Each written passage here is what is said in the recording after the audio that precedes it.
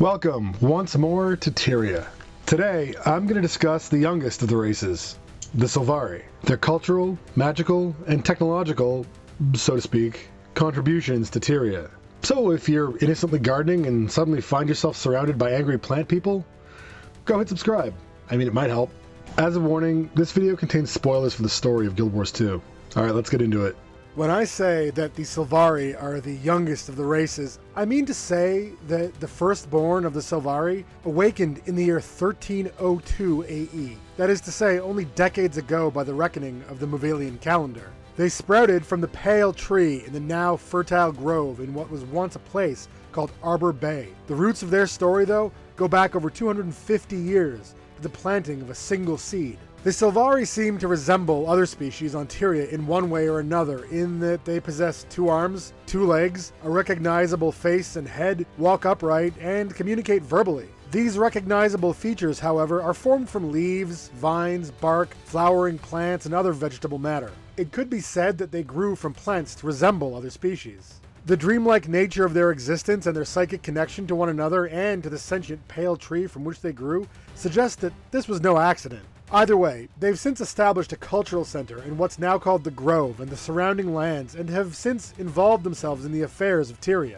They are connected to the land and to the magic that binds it together, and they have a particular connection with plant life, showing abilities to manipulate and control flora in many magical ways. They can be a mystery to outsiders, and this has caused some friction in the past, though the free people of Tyria have since made space for their needs and their evolving culture. Their origin, however, is no secret. Legends of the past give us much of the story, but being as it was only 250 years ago that it all began, that's not so long on the scale of these things. It started with a man, a centaur, and a seed.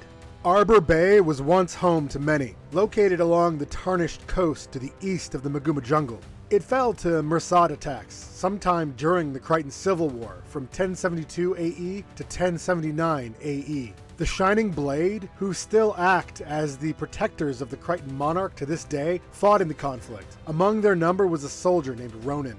Ronan was part of a detachment sent out on a patrol, during the course of which he became separated from them and wandered into a strange cave. Sources are unclear as to the exact location of the cave or the history of its contents, but it is known to have contained a number of seeds, each about the size of a human fist. Ronan, curious about what he had found, took one of the seeds with the intention of showing the curiosity to his family on his return from the war. On his return home, however, he was devastated to find that his family was killed by the Mursat, who had attacked in his absence. Heartbroken, he planted the seed upon the graves of his loved ones and would remain with them for the rest of his days. Ronan forswore violence from that day forth. He put down his weapons and would not raise them again. It was not long, however, when Ronan found friendship with an unlikely being. The centaur, Ventari, fleeing the violence in the north, found his way to the coast. He and Ronan found shared cause in their values of peace, and began to tend the sprouting seed that would one day become the Pale Tree. The place soon became a haven for those seeking refuge from the war, those who valued peace over conflict. Ventari preached of peace to his own people, but too many of the centaur tribes left to join the war.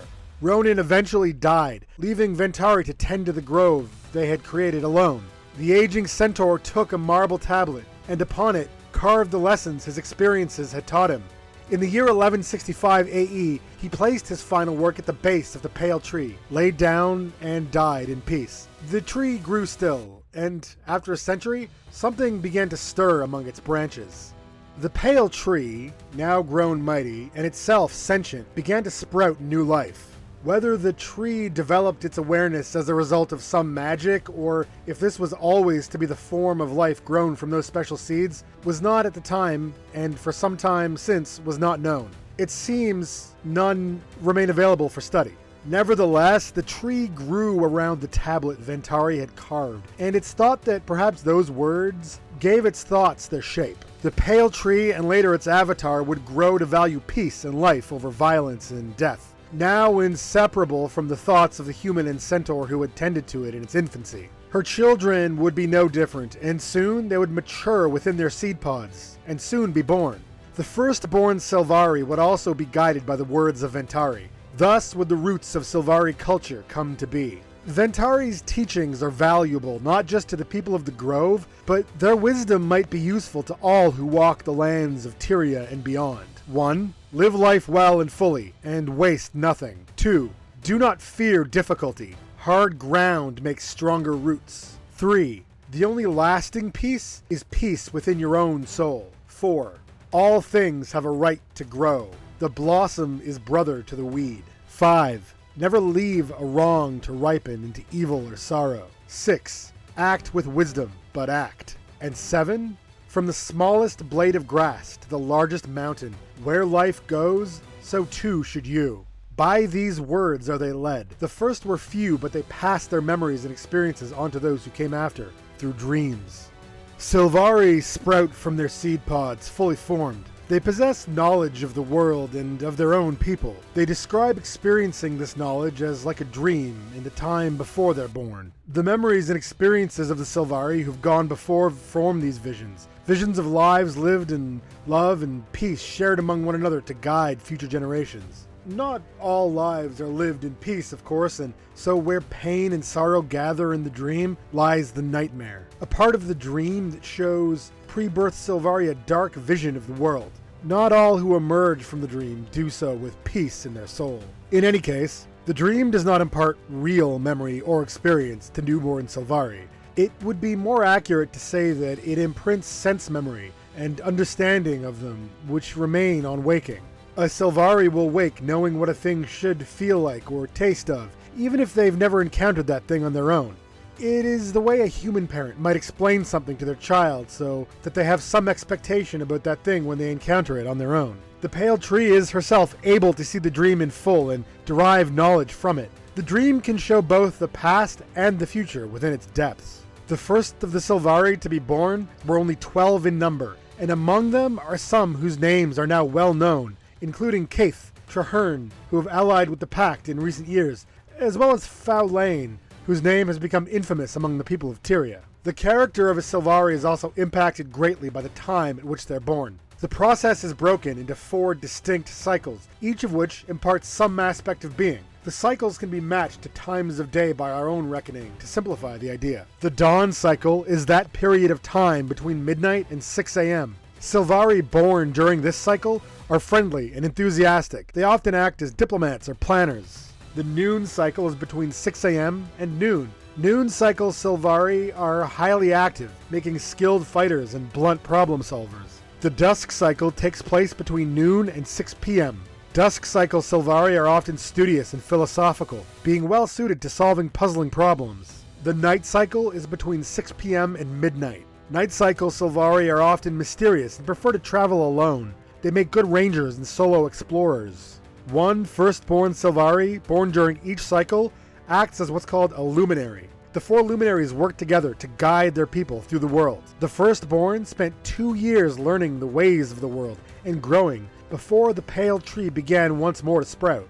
And so, in 1304 AE, the time of the second-born began. This time was one of upheaval and change for the Sylvari. Friction between members of the first and second-born grew into great rivalries. Among the second-born was Ciara, now known as Scarlet Briar, gifted, though evil, as well as Katerin, prideful and arrogant, who played a hand in founding the Nightmare Court. More on that later. This was the time when the Sylvari would first come to impact the lands beyond their grove. Thereafter, Sylvari began to sprout in greater numbers from the Pale Tree, populating the grove and the surrounding territory. It was also in this time that some Sylvari began to explore beyond their own borders. Some called to do so as part of their personal wild hunt, as the Sylvari called it. Some select few Sylvari emerged from their sleep, having been charged within the dream with a burdensome personal quest. Only those well suited to the task are given a hunt. When one is given, they're compelled to go forth on the path handed to them.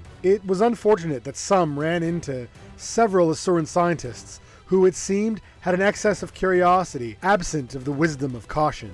Believing that the creatures they captured were not sentient, they began to experiment upon them. Some eventually returned, changed, harmed, and disfigured. It was the position of the firstborn luminaries that no revenge should be taken upon the Asura who captured and hurt the Sylvari. After these incidents, Relations between the Sylvari and Asura were tense, though in time, understanding and reconciliation prevailed, for the most part. Some, though, would not let go of their anger.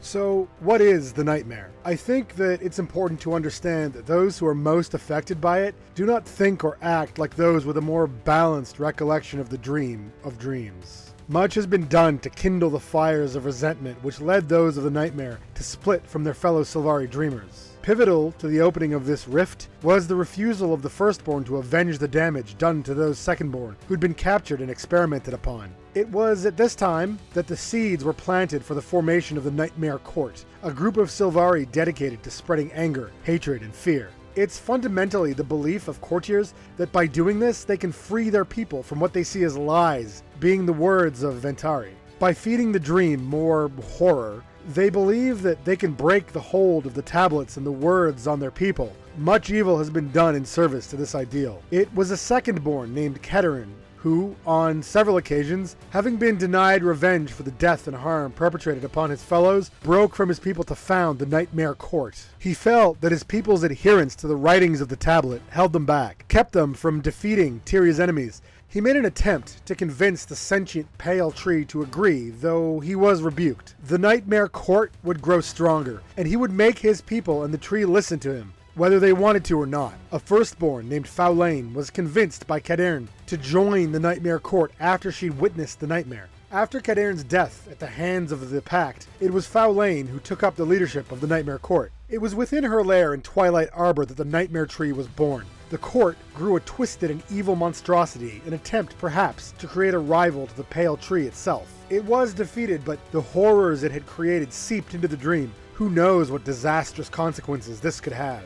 Visions within the dream, revealed to Sylvari and to the Pact Commander, led to another realization altogether. All Sylvari had another master, one who would soon awaken and rule over them if they could not stop him. It was revealed that all Sylvari were in fact born as minions to Mordremoth, perhaps even born of his latent magic. What this meant was that each of them would be subject to his control and corruption, as are all dragon minions. Both the Sylvari of the Dream and the Nightmare Court found common cause in fighting against Mordremoth's control. It was not just the Nightmare Court who felt this pull. The Pale Tree and others of the Sylvari race were subject to his whispers and his power. It was a Sylvari named Erin aboard the Zephyrite's flying city, hearing the whispers of Mordremoth, whose actions resulted in the vessel crashing on Drytop. Like so many of his kind, Mordremoth still slumbered, but was stirring as the dragon cycle was at the time of waking, and he needed only to absorb some magic from another source before he could truly wake up. The Sylvari Ciara, now known as Scarlet Briar, began her experiments with leyline magic and Asuran tech. She was one of very few, perhaps the only outsider allowed to study at the Asura colleges. She constructed the clockwork marionette and twisted mechanical monsters, many of which still roam throughout the world. Ciara entered Omad's machine, where she emerged as Scarlet Briar. She seemed to be going mad, but through analysis of her journal entries and with the truth of what lurked beneath Maguma revealed, it's known that she was being twisted and turned by Mordremoth's whispers. Around the year 1324 AE, the Thomanova reactor undergoes a cataclysmic reaction which exposes the nature of the leyline network.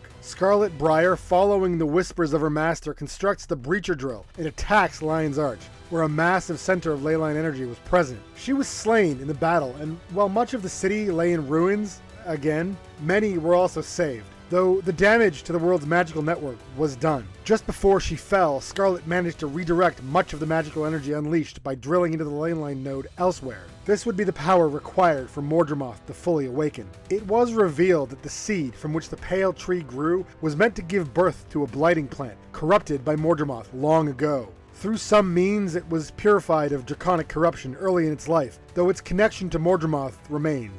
Mordremoth was eventually defeated, and his hold over the Sylvari was broken. The magic released from his death moved through the leyline network, some of which was absorbed by Glint's egg, leading to the birth of the dragon, Aurene. The Sylvari went to great lengths to resist Mordremoth's corruption, and many were lost. The war against the dragon cost them many lives and created much terror. Faulain herself had been corrupted and was eventually killed. The status of the Nightmare Court is unknown at this time, though some prominent courtiers seem to have allied themselves, at least temporarily, with the Pact and its commander following the death of Mordremoth. Sylvari have evolved and learned much about themselves and the world, though they generally remain true to the words of the tablet and to their values as a society.